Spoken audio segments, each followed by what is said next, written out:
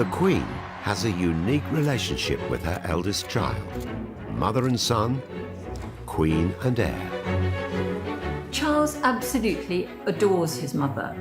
It's not an emotionally close relationship, but it is enormously close nonetheless. Bonds between mother and son are crucial.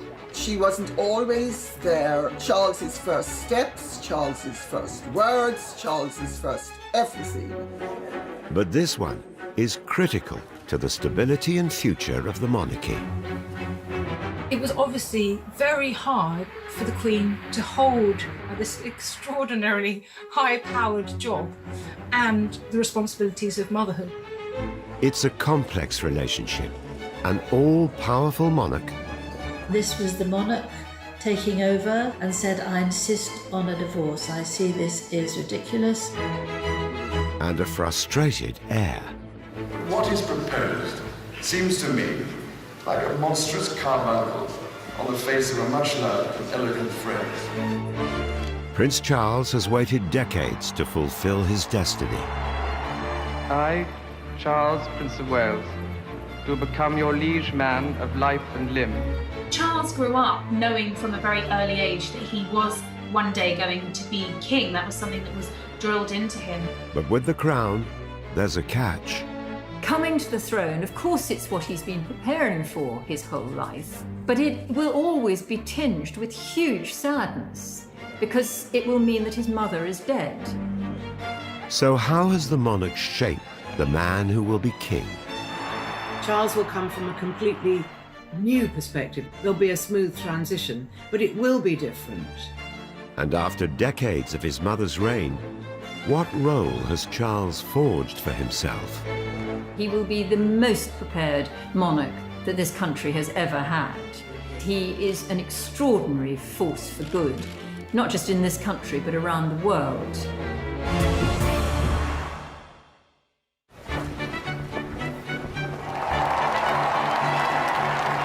Elizabeth II is queen to the nation. But to her 4 children, she is first and foremost a mother. At the age of 94, she is relying on them more than ever. And one in particular has begun to step out from her shadow. Her eldest son, Prince Charles. He has more recently been known as the Shadow King because he's been taking on many more of the duties and responsibilities. We see him laying the nation's wreath at the cenotaph. He is taking on some of the aspects of kingship for the future that is to come.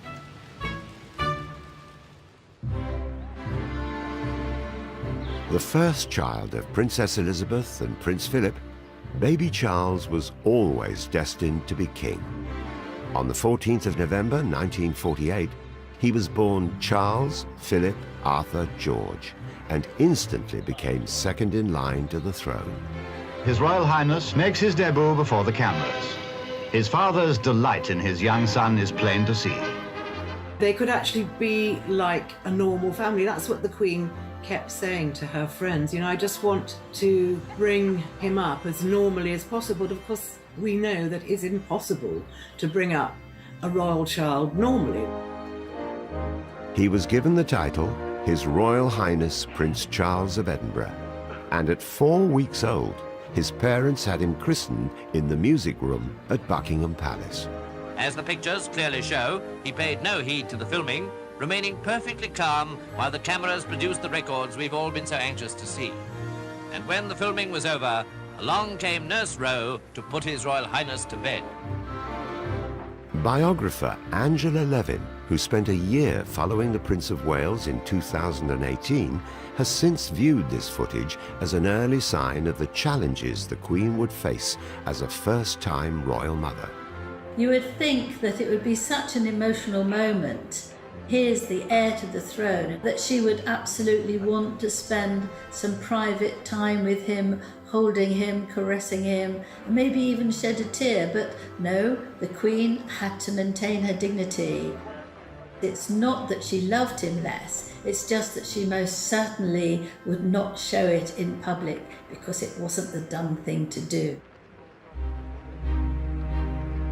In 1951, King George VI, Elizabeth's beloved father, passed away.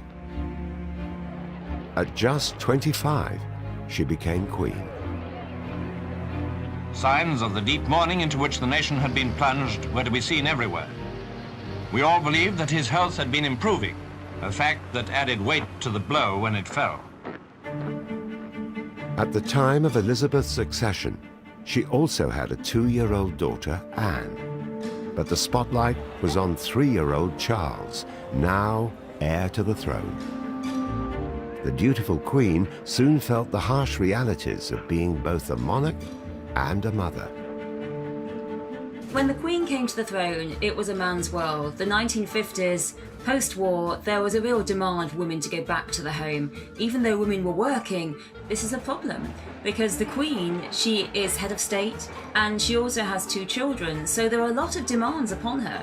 If you had children and you had a career, you pretty much had to pretend they almost didn't exist because that was the job of a wife. She actually eventually moved her Prime Minister's meeting to the evening rather than earlier so she could see her children, which didn't happen very often. But if she wasn't busy, she would sit by the bath and play with her children. Queen Elizabeth's coronation took place in June 1953 in a lavish ceremony at Westminster Abbey. Charles was just 4 at the time, but more than half a century later, speaking for his mother's 80th birthday, he could still remember that day. I have vivid memories of the coronation, of my mother coming to say goodnight to my sister and me while wearing the crown so that she could get used to its weight on her head before the coronation ceremony. Of thousands of people gathered in the Mall outside Buckingham Palace chanting, "We want the Queen," and keeping me awake at night. He was very excited and he'd been promised a party with all his friends after the coronation. So the Queen came to say hello to all his friends in the upper rooms of Buckingham Palace after the coronation. She came in all her finery and her robes. Footage from soon afterwards showed the new monarch successfully balancing motherhood with her royal duties. Many carefree and touching moments were caught on camera during summers at Balmoral. It became a sort of wonderful time for the children there. They loved the open spaces. They could run, they could horse ride. They also used to do an awful lot of barbecues, with Prince Philip being in charge of the barbecue. But the Queen was fiercely dedicated to her new role, even if that meant spending long periods of time away from her young son. She wasn't always there as and when she would have liked to be. Charles's first steps, Charles's first words, Charles's first everything took place when she was abroad doing her duty. The Queen's dedication to her royal role, particularly in those early years, had an inevitable impact on her family life and the bond with her young son. Growing up, there wasn't a particularly close relationship between Charles and his mother, and I think probably on more occasions than not, he probably looked at her as the Queen rather than his mother. It was probably quite difficult to distinguish between the 2 different roles. While away on royal duties, the Queen, like her own mother, would rely on outside help to raise her children. The nannies did most of the care, if not all of the care, and he lived with the nannies on the nursery floor at Buckingham Palace. Really, it was the nannies that were closer to him than anybody else. These female figures would become significant to Charles throughout his life. Scottish nanny Helen Lightbody worked for the family between 1948 and 1956. Prince Charles liked her very much, but I think here was the first sign that the Queen was a little bit jealous, because she thought she was too stern, but also the Queen had chosen a rather delicious dessert for Prince Charles to have that day.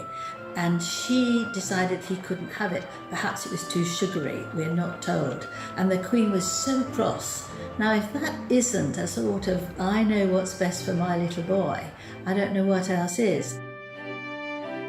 Mabel Anderson, or Mipsy as she'd become affectionately known, started as a royal nanny in 1949.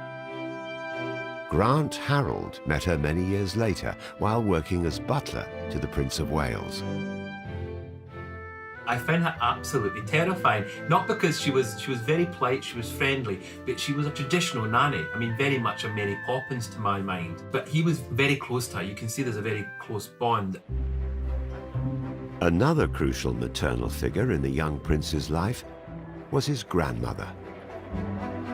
The Queen Mother, who he's referred to as magical, his magical grandmother with whom he had his closest family relationship, because it was the Queen Mother that he could go to for hugs and encouragement and praise.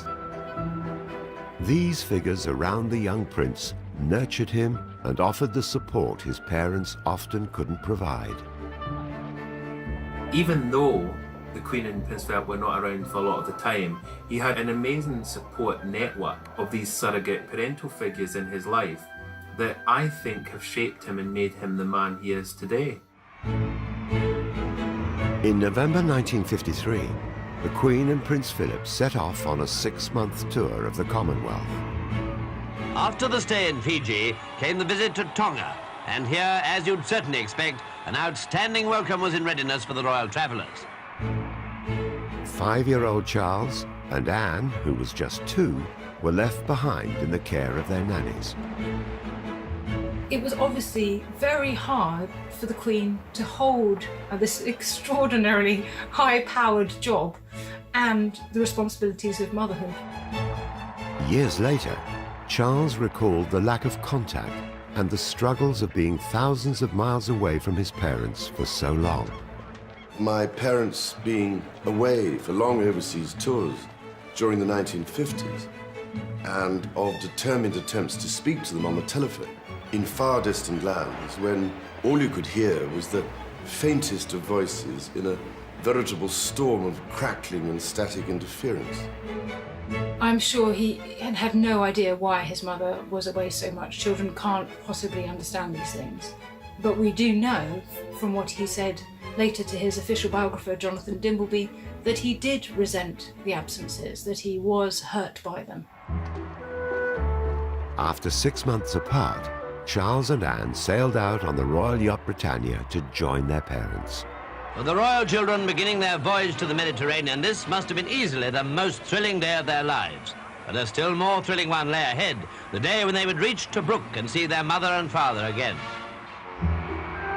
But the long-awaited reunion appeared to be rather restrained.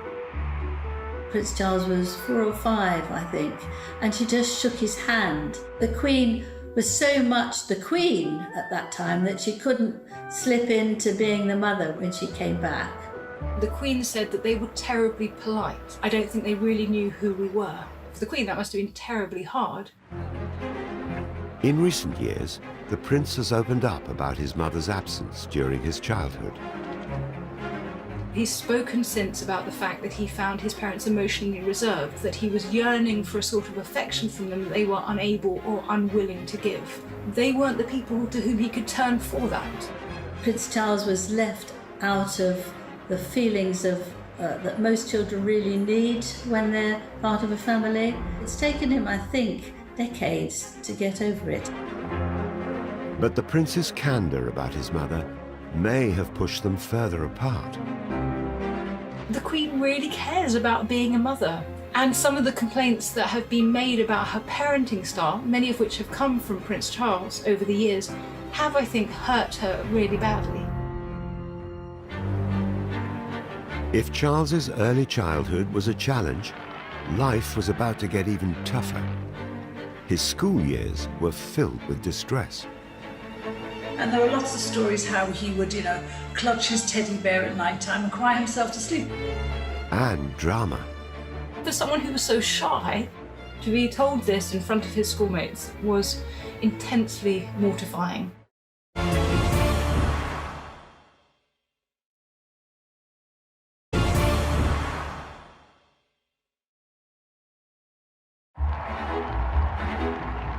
The Queen's decisions about young Charles would become vital to the future stability of the monarchy. The Queen was just 27 when she was crowned. Her experience of being a young monarch meant she wasted no time preparing Charles for kingship. There was every expectation that the same might happen to Charles as had happened to the Queen. They had to be ready for any eventuality. So Charles was being trained, if you like. Charles grew up knowing from a very early age that he was one day going to be king. That was something that was drilled into him. There was extra schooling, and that was the mentoring from his mother, the preparation to one day become sovereign. The Queen had first-hand experience as an heir, but it was Prince Philip who seemed determined to take the lead on Charles's development. The Queen was the head of the Commonwealth, the number one person in the country, but Prince Philip was the head of the family. Prince Philip was a good father. He read to him, he opened his eyes to the countryside, he loved the physical side of being a father, the rough and tumble of it all. The Duke, who'd served as a Navy commander, took a no-nonsense approach with his son. Prince Philip was almost a bully to him and criticised him, and because in his view a boy or a young man, liked rugby and football and cricket. They weren't interested in nature and butterflies and talking to flowers. He did think Charles was a bit of a wimp. Charles was very shy, he was sensitive. Both the Queen and Prince Philip worried about him, and they were concerned about him being a slow developer, whether he would have the resilience and sort of hardiness of character to face the life of duty that would be in front of him. He really was a bit of a whiner. He was always whinging and whining as a child, as a teenager, in his 20s, even into his 30s. If Charles was around, a moan was not far behind. Prince Philip had very set ideas about Charles's education. The Queen had been privately tutored, but the Duke wanted him to experience life outside palace walls. It was Philip who put his foot down about the kind of schooling that Charles was to have. They realised that he had to mix with other boys of his age. He had to have a broader outlook. In 1957, he followed in his father's footsteps and started at Cheam, the oldest private school in the country. Charles was absolutely miserable in Cheam, and there are lots of stories how he would, clutch his teddy bear at night time and cry himself to sleep. He was a target because he was the heir to the throne. It was while he was at Cheam, the complex relationship with his mother intensified. It was announced he would become the Prince of Wales, and Charles heard the news alongside the rest of the school. The headmaster had encouraged Charles and some of the boys to come into his study to watch the closing of the Empire Games, as they were then called, in Wales. He made this announcement that Charles henceforth would be Prince of Wales. I intend to create my son Charles Prince of Wales today. When he is grown up, I will present him to you at Carnarvon.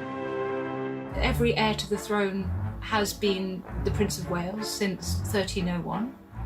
It couldn't have come as a surprise, but the way it was announced would have surely been a shock. And for someone who was so shy, to be told this in front of his schoolmates was intensely mortifying. And it's one of those moments that marked what he's later called the inexorable dawning of the sense that he would one day be king. Charles's formative years at public school lay ahead. Again, the Queen deferred to her husband to decide where Charles would go, in spite of what she might have thought. I think the Queen would have very much liked to send Prince Charles to Eton, but she liked to give Philip the right to choose all these things, so she wanted him to feel that he was in control of this, helping Charles become a good heir before he became king. Philip had flourished at Gordonston in Scotland, and he was keen for his son to follow the same path. I think at that point it was quite damaging really for the relationship between father and son, because Charles resented Philip for sending him away from his family, and Charles was very unhappy for much of his time there. They have the windows open throughout the winter. It's freezing cold. They had to go for runs very early in the morning, and Prince Charles absolutely hated it. He felt he was in prison. He felt incredibly homesick. He didn't fit in very well. He was bullied because his ears stuck out. My husband was in the same class as him at Gordonston, so he's told me some very sad stories actually about Charles A. But he was very much a loner. He used to take books of sonnets and go down by one of the streams there and read sonnets. Well, any boy that does that is going to get teased. He was kind of an oddball. The Queen and Prince Philip did visit him. They visited him more than I think he gave credit for.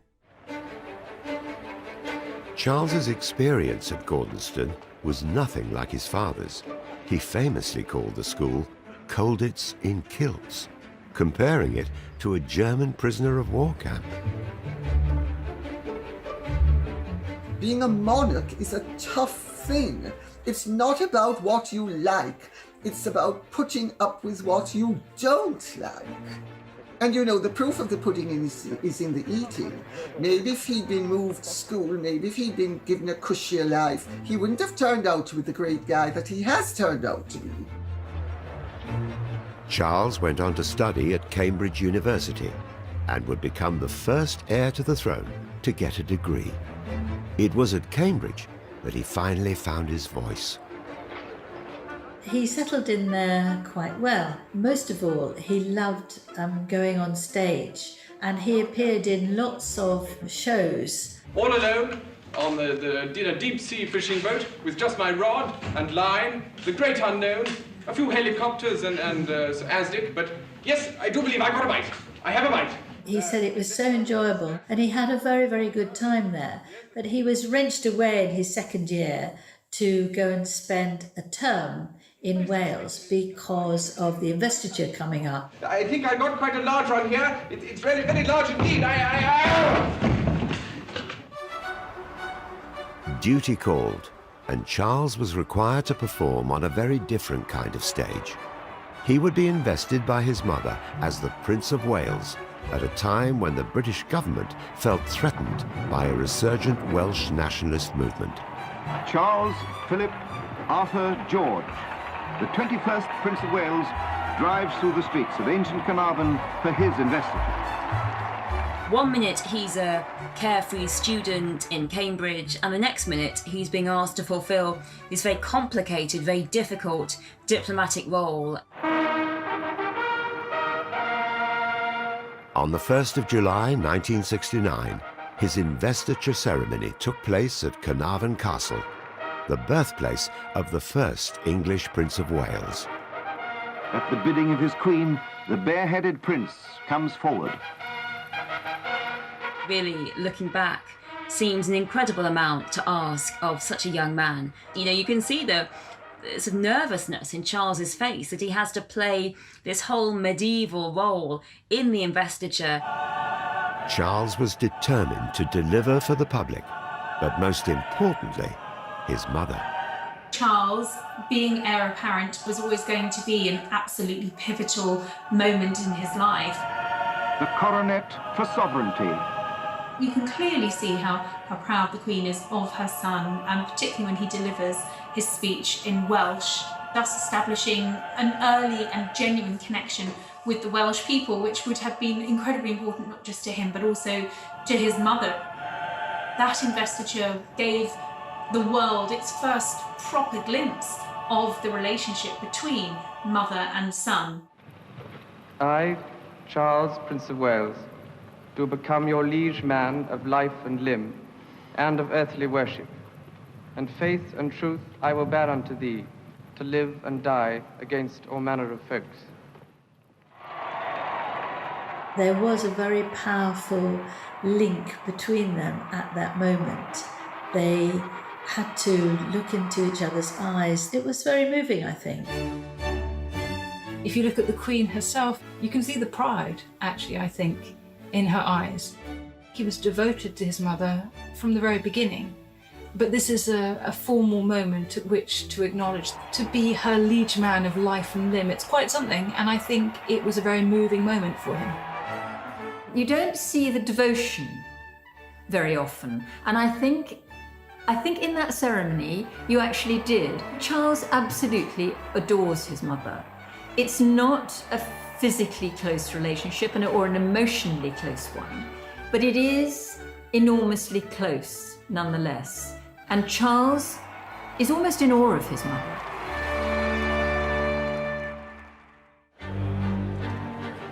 The Queen had never been prouder of her son, the heir. But in later years, it was his love life taking centre stage, and it sent the press, public, and his parents into a frenzy. The monarchy was going through a really, really rocky time. What Charles and Diana were doing by being at war with one another was splitting the country.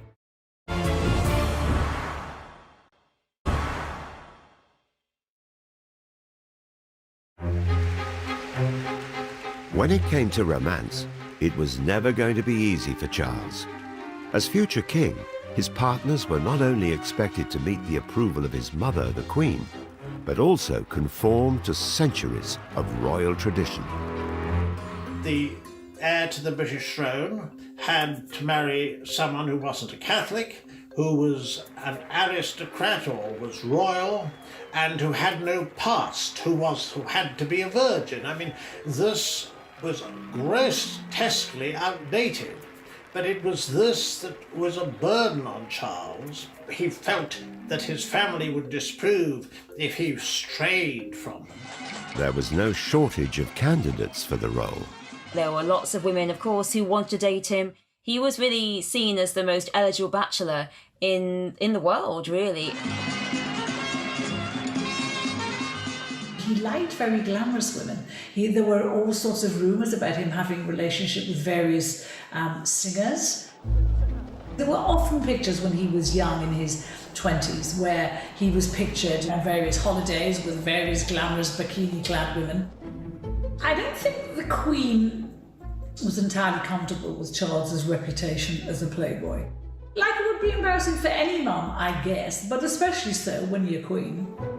Charles dated a number of women from aristocratic backgrounds, but one stood out from the rest. Charles met Camilla, then Camilla Shand. They met at a polo match, and there was an instant connection between them. But she did come with baggage, perhaps more baggage than the royal family wanted a future Princess of Wales to have. She'd had quite a colourful private life before, and she'd had a serious boyfriend before, Andrew Parker Bowles.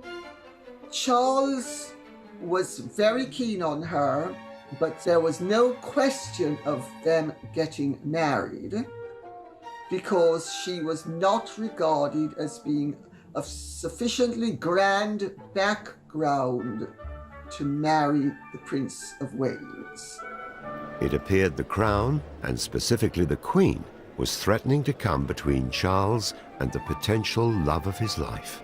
Prince Charles would have found it absolutely difficult, and I suspect he was angry about the fact that his mother, the Queen, was disapproving of Camilla. The Queen has to wear two hats. The Queen has to be Queen, and she's also a mother. As a mother, she'd obviously want whatever is good for her son.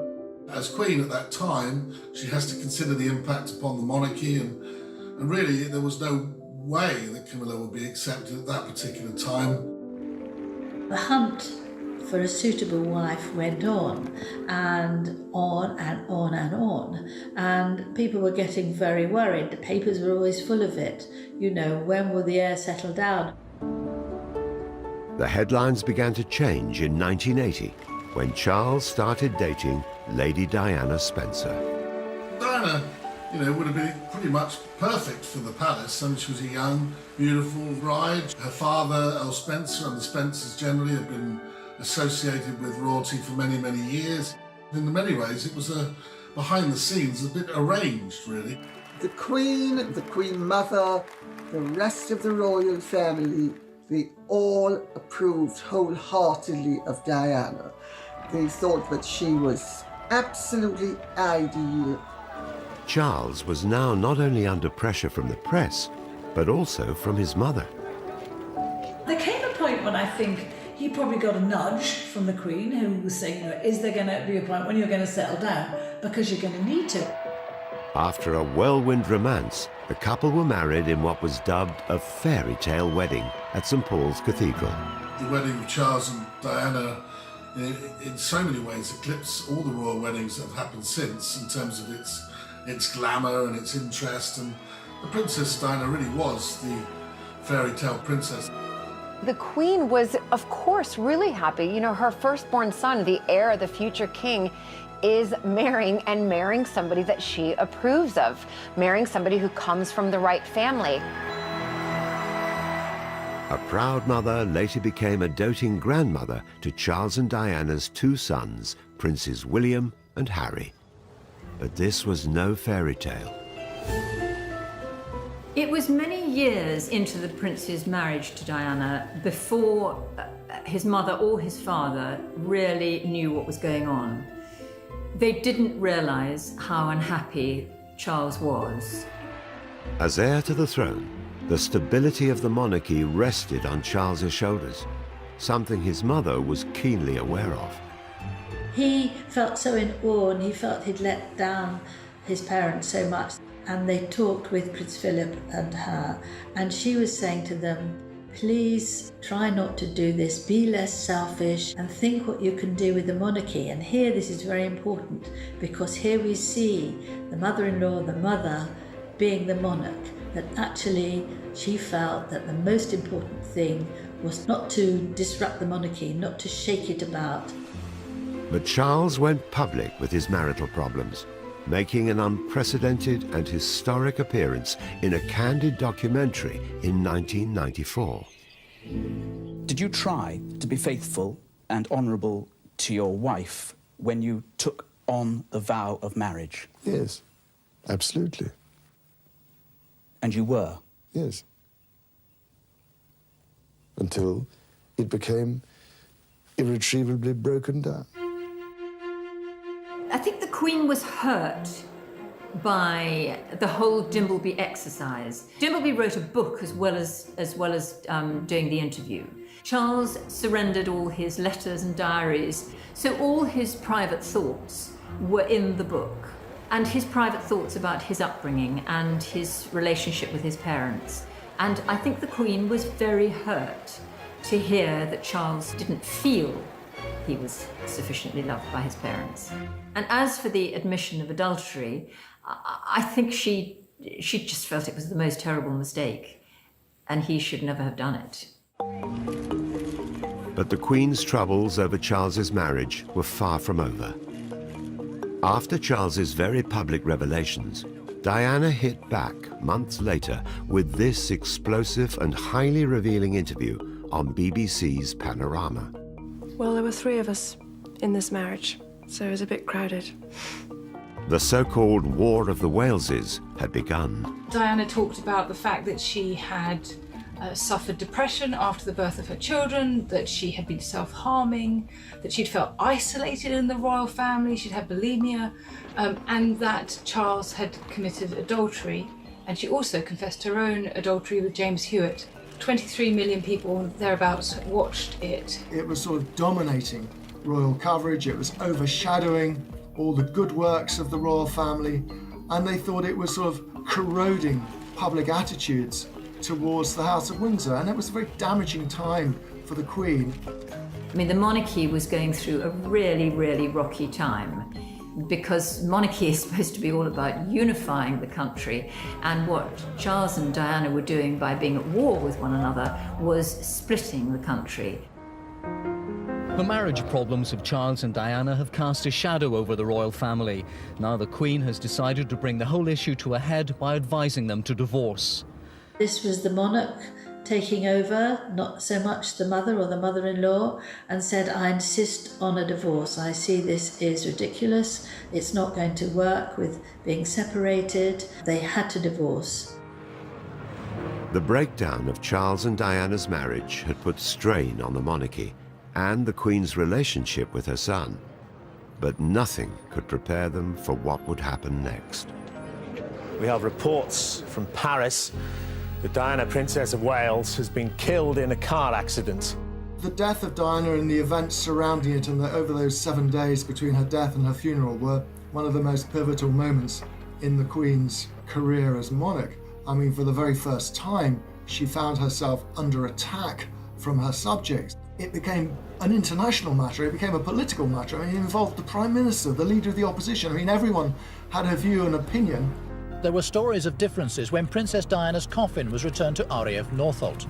It was said the Queen wanted her body to go to a private mortuary and that she opposed a public funeral.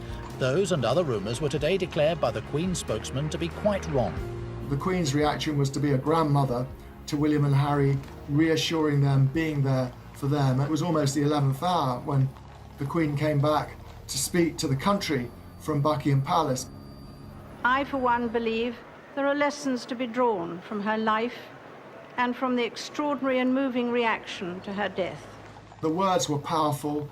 Charles was hugely involved in that, and I think it was a key moment between mother and son, one of the key moments of their entire relationship.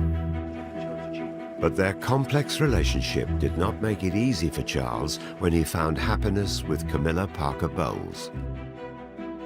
After Diana, she was banned from the palace for a while, Camilla, because this woman who had cheated with her son on her then husband, who was Andrew Parker Bowles, was the Queen Mother's godson. So the Queen did not want her around, not at all. There was real animosity from the Queen towards Camilla. She called her a wicked woman. She refused to see her, and that continued for a very long time after Diana's death. It's not just Charles's love life that has caused rifts between him and his mother over the years. The Queen has always kept her views to herself, but Charles hasn't always followed her example. We know Prince Charles's views on virtually every subject under the sun. What's going to happen when he becomes king?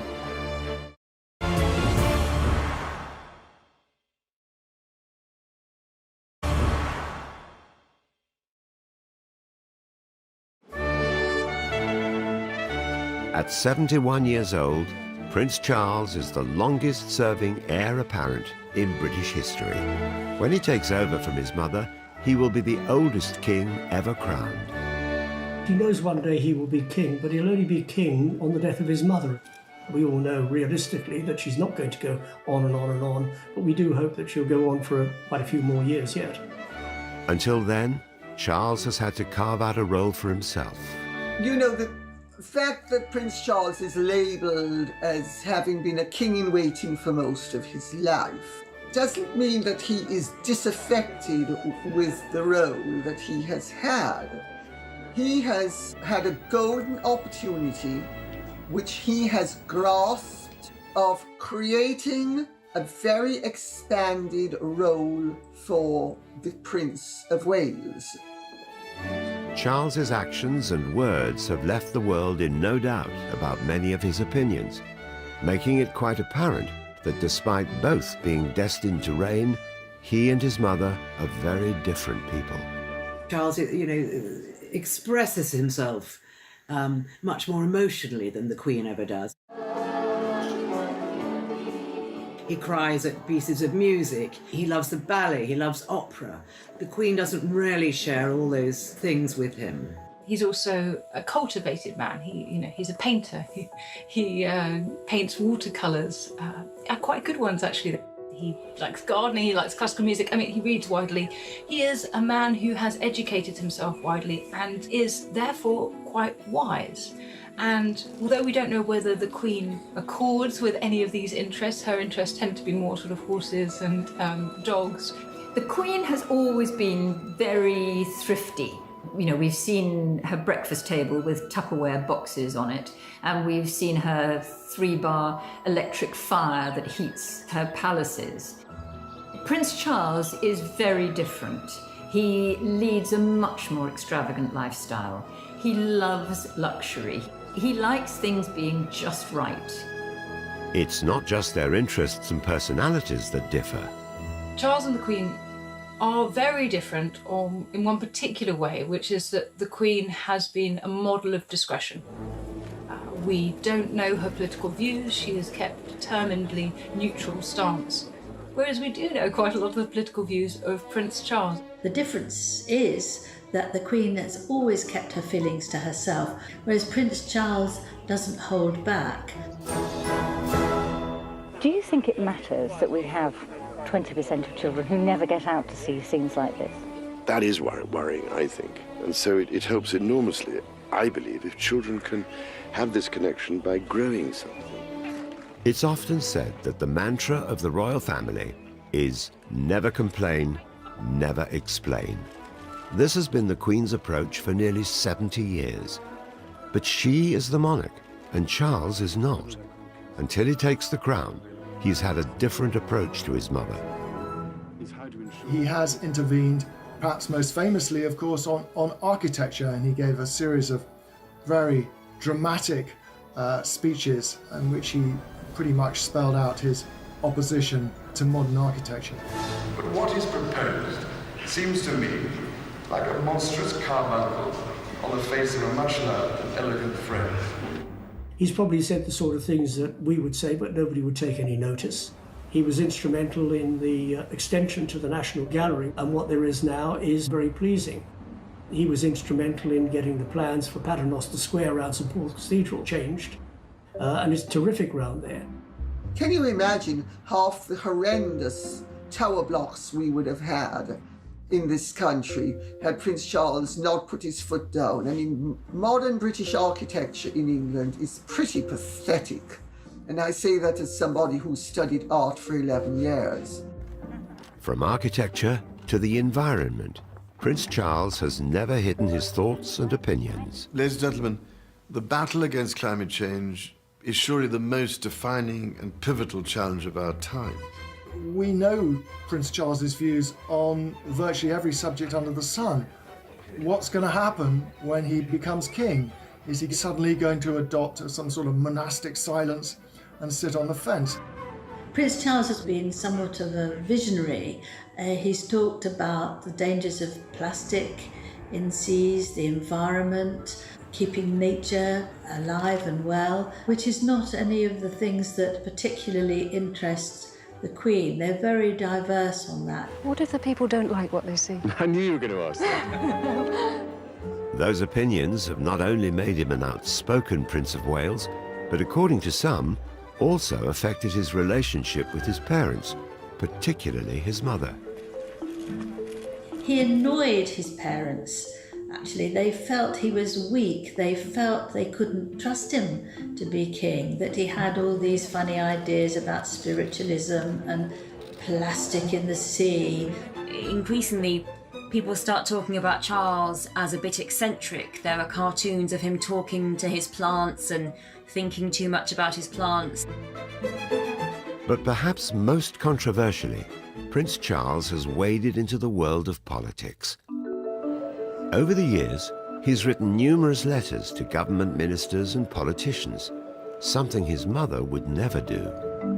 Well, the Queen has always kept her feelings very private, particularly any political feelings. You know, we have had a greater insight into the workings of the mind of the Prince of Wales, largely down to letters that he handwrote to MPs. They became known as the Black Spider Memos because his very distinctive, long, spidery writing. He would quite often take ministers to task privately about many issues. As monarch in waiting, Charles has used his role to find a voice. I think throughout his life, Charles has demonstrated an extraordinary ability to care about things that matter. So he cares very much about sustainability, about climate change issues, ocean pollution, deforestation. And it's important that somebody in a key position takes an interest in that, because they take an interest and other people will listen. People in power will listen. People in government will listen.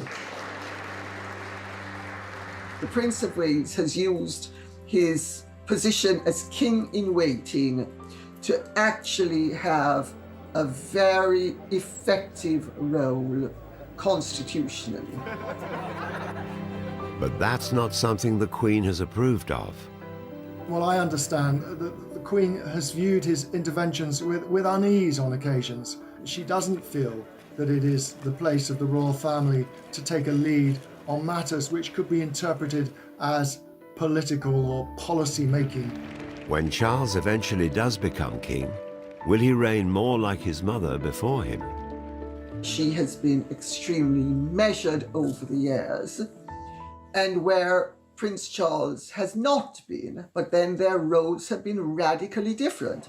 Prince Charles has given private assurances that when he's king, he will not meddle. She knows he will make a good king. King in a different way from how she was queen, but they are very different people, and they represent different times. While his mother is still monarch, the role Charles has made for himself does share one key trait with the Queen. I think for the Queen, everything is about duty. Duty comes first, and that goes back to a bygone time. There's no manual about how a Prince of Wales should spend his life, and in fact, previous Princes of Wales have frittered their time away. Charles has always had a really keen sense of duty. He's been very driven by public service. He carved out this role as a sort of activist Prince of Wales, all for himself. No one who's occupied the title has ever done it before. And I think the Queen was very supportive of all his many initiatives. She's praised his work with the Prince's Trust, for example, on several occasions. The Prince's Trust is a charity founded by Charles. It supports 11 to 30-year-olds who are unemployed and those struggling at school. He cares passionately about people, about the people who one day he will reign over. He cares about their living conditions, he cares about their future, about the future for their children, and he's got a finger in absolutely every pie and has made life so much better for so many millions of people the world over. I don't think he's been doing that to impress his mother. I think he's been doing it because he actually genuinely cares. There are those royals that turn up at their charity events. They just show up, smile, and wave a hand. Prince Charles is different. He is very passionate about the charities that he works with. He knows so much about them. He's very, very involved with them. As well as being a hugely successful charity, the Prince's Trust has also served as an opportunity for a proud mother to publicly reward her son. In 1999, the charity was presented with a royal charter. I would like to take this opportunity to say to you, Charles, how proud I am of everything you have accomplished with the Trust and the way you personally have inspired this organization. The Prince of Wales may have been waiting an extraordinarily long time to take the crown, but for many, this period of waiting has been a benefit. He will be the best prepared monarch that this country has ever had. And he has spent his time in waiting doing really, really good things. He is an extraordinary force for good, not just in this country, but around the world. He has done tremendous sterling work across the board. He has taken full advantage of the fact that he has a very eminent position of influence when he actually had the freedom to intervene. Because, of course, once he becomes monarch, he has to be scrupulously neutral, which is not something that came naturally to him. And I suspect when he looks back on his life, he's going to realize that it was not a poisoned chalice. Charles only became Prince of Wales because he was the firstborn son and heir to the Queen. Elizabeth is, of course, mother to 3 other royals. She really was able to be a mother to them in a way that it was completely denied to her with Charles. Whereas Prince Charles, grew up knowing that one day I will be the next king, whereas the other three could just relax into it, go to school, in one sense have as much of a normal childhood as one could possibly have in the royal family, but I think much more than Prince Charles himself.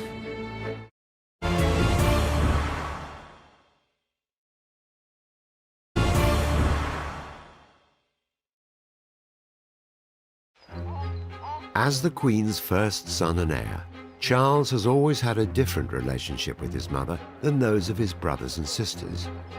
So how did his childhood compare to his younger siblings? Anne, Andrew, and Edward. Charles was a very introverted little boy. He was very unconfident and withdrawn. And I think that his father, in particular, was worried that he wasn't manly enough. Compared with his sister, Princess Anne, who was 2 years younger than Charles, was a much tougher, more resilient character. She was much more of an extrovert, just very happy in her own skin. She had a great relationship with her father. They were both very opinionated.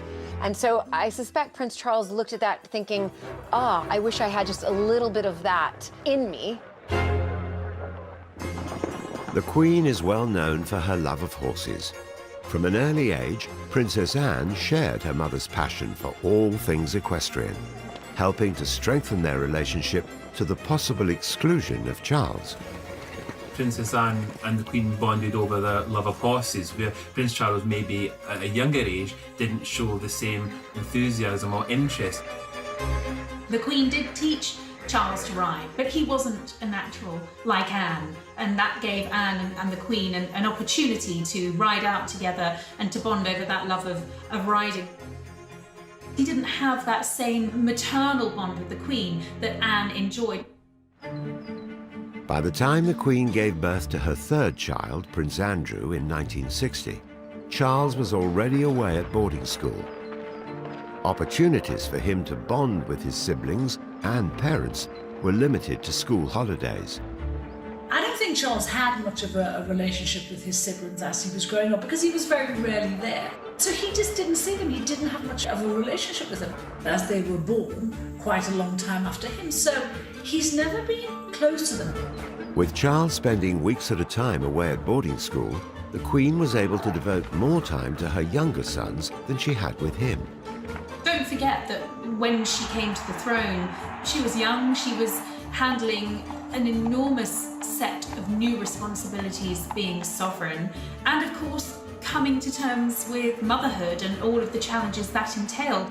If she hadn't had to become queen, she would have spent a lot more time with Charles, as she did with Andrew and Edward. She would get involved with their education, she went to every single school play. She really was able to be a mother to them in a way that it was completely denied to her with Charles. As future monarch, Charles's childhood differed in one other crucial respect compared to his siblings. Prince Charles grew up knowing that one day I will be the next king, whereas the other three could just relax into it, go to school, have as much of a normal childhood as one could possibly have in the royal family, but I think much more than Prince Charles himself. He knew he was different. He was different by his birthright. He was the only one who was born heir apparent. And I think that sense of burden and responsibility rested quite heavily, even on very young shoulders, and just that sense of knowing that he was different. While the Queen has never admitted to having a favourite child, one of her sons is rumoured to hold a higher place in her affections. I think the Queen absolutely has a favourite, and I think it's Andrew, and there's a very good reason for that. Andrew was called the love child in the royal family because the Queen and the Duke were having rumoured problems in their marriage. The Queen's complex relationship with her eldest son Charles has led many to speculate how it affected his own approach to parenting. I think at first, when Prince Charles became a father, he left a lot of the parenting to Princess Diana, and we can see that, the hugging, the laughing, the cuddling that she did. But when Diana died, Charles had to become mum and dad. after her death, it changes completely, and he is very hands-on for those boys and knows that he has to be. He really stepped up that parenting role when he needed to. As Prince Charles's former butler, Grant Harold has witnessed his parenting style up close. He is a fantastic parent, very caring, loving, considerate. As far as where his parenting styles came from, she would have given him some pointers and advice. As a grandmother herself, the Queen now favours a more hands-on role than she did as mum to Charles. The Queen adores all her grandchildren, and she treats them all equally. Maybe William and Harry a little bit more equal than the others. The Queen has always been there for William and Harry. She has an incredibly close relationship with them, as she does with all of her grandchildren and her great-grandchildren. And one of the greatest joys and sources of pleasure in her life now are spending time with her grandchildren and her great-grandchildren, something that she didn't get to do perhaps as much of as she would have liked when she was a mother, because she was busy being Queen. Just as she has mentored Charles to become king, the Queen has also passed on her decades of experience as monarch to his eldest son and heir, William. The relationship between William and the Queen is very strong because, she appreciates that one day he'll be king, and so she will, help him along the way, understanding the way things work. Prince Charles has long been the monarch in waiting, but as the Queen gets older, he's increasingly exerting his authority, with Camilla by his side. Never more so than when Andrew, the Queen's alleged favourite, caused a scandal because of his friendship with convicted sex offender Jeffrey Epstein. Charles's increasing influence became evident. Now, still not. The truth is, it's difficult for a mother to act decisively necessarily with someone that she loves, and with Prince Andrew, maybe she was relying too much on what he was telling her about the Epstein scandal. While the Queen previously had called the shots, for Charles enough was enough. This time it was his turn to put monarchy before family. Charles and Camilla were in New Zealand at the time of Prince Andrew's interview, and I think Charles, like everybody else, he was absolutely horrified. And I think he felt he should take over here. And so he rang his mother and he said to her, Prince Andrew's my brother, but he cannot be allowed to behave like this. The Queen was guided by Charles, and I think that episode particularly illustrates just how involved Charles now is in the daily workings of the monarchy. He does have a leading role, and he is more powerful now than he ever has been. Buckingham Palace released a statement saying that Prince Andrew was to relinquish his royal patronages. Charles had effectively fired his younger brother as a senior member of the firm. He saw that Andrew had no option but to withdraw from public duty and absolutely pull back from all his official engagements. And he made that clear that that is what he expected his brother to do. Charles was now calling the shots, and he had to do what he was told. Throughout her reign, the Queen has served the country dutifully. But when the time comes for Charles to take over, is the future of the monarchy secure? There was a period when the Queen was concerned about the succession of the House of Windsor.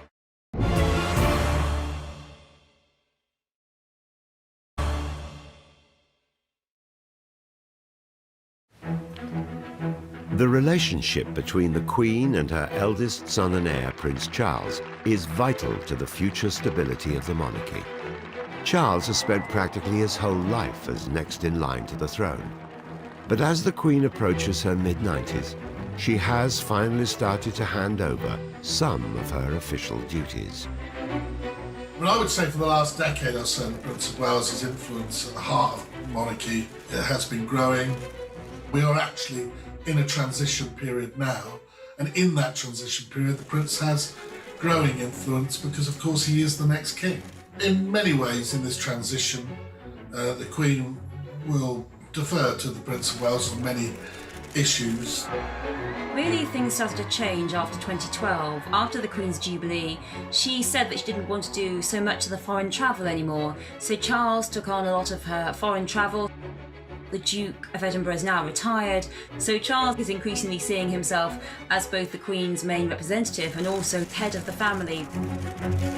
You can really see more and more this wonderful relationship between Queen and Prince that's evolved over 71 years and counting and getting stronger and stronger by the minute. We see him at the state opening of Parliament in 2019. We see him laying the nation's wreath at the Cenotaph for a couple of years in a row on the annual Remembrance Day.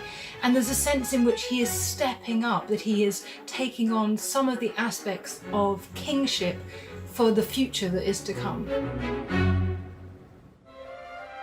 When Prince Charles recently became ill with coronavirus, he took the opportunity to reach out to the country in this moving video released by Clarence House.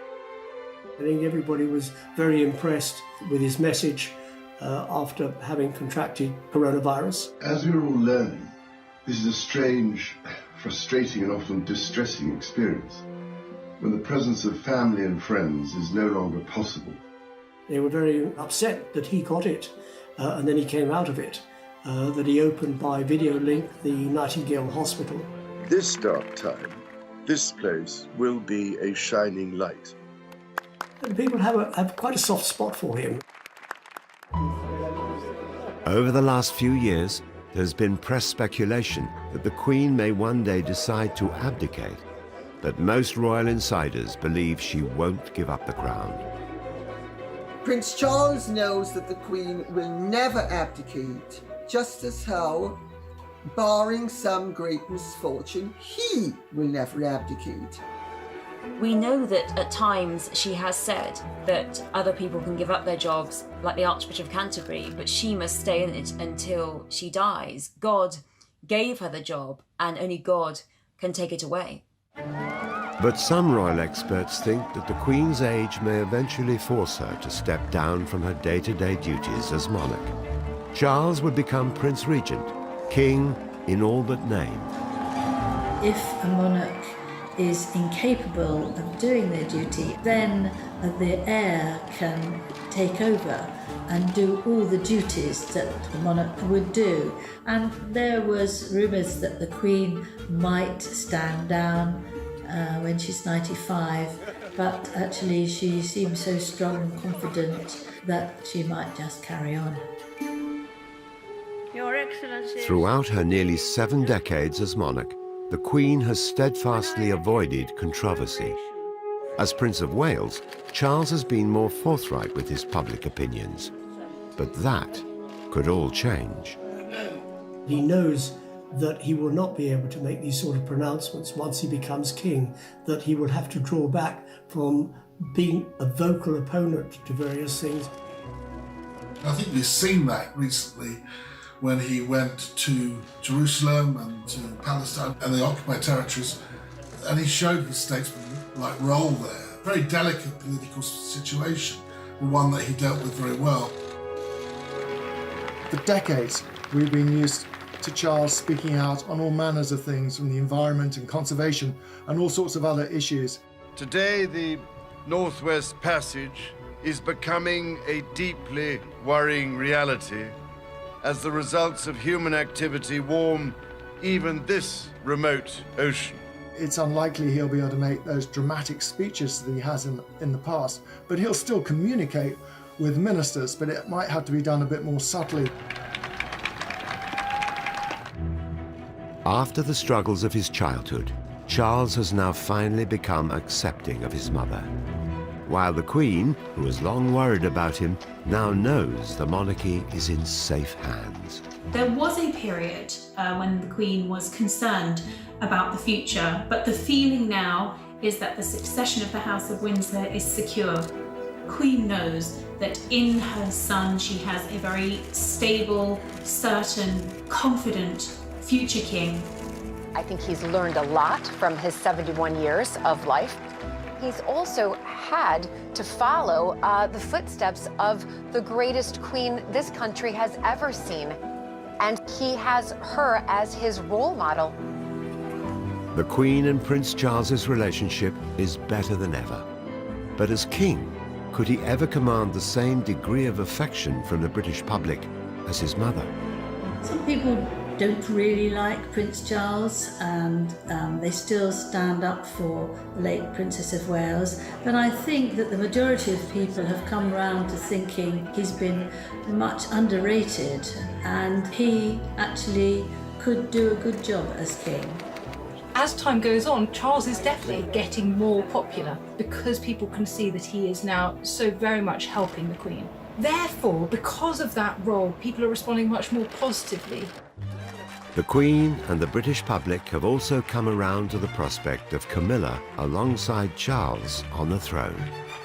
The Queen recognises how good Camilla is for Charles, and with a stable woman alongside him, the crown is in very safe hands. As king, Charles will follow his mother's example. He also knows the monarchy needs to evolve to survive. Charles has spoken for a long time about having a slimmed-down monarchy, and he will. Charles will come from a completely new perspective. There'll be a smooth transition, but it will be different. I think he will make a very good king. So many things have influenced him, his parents, his grandmother, and I think that all these things have gone to make him a very special man. Well, even from a very tender age, she's always known exactly what to say. The Queen's speeches in Triumph and Tragedy, brand new next Saturday at 9:20. Find out what life's like inside the world's most secretive state. It's Michael Palin in North Korea Thursday at 9. And next, the tales behind the tunes. It's ABBA, secrets of their greatest hits.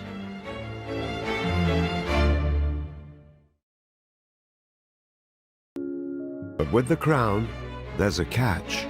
Coming to the throne, of course, it's what he's been preparing for his whole life, but it will always be tinged with huge sadness, because it will mean that his mother is dead. So how has the monarch shaped the man who will be king? Charles will come from a completely new perspective. There'll be a smooth transition, but it will be different. And after decades of his mother's reign, what role has Charles forged for himself? He will be the most prepared monarch that this country has ever had. He is an extraordinary force for good, not just in this country, but around the world.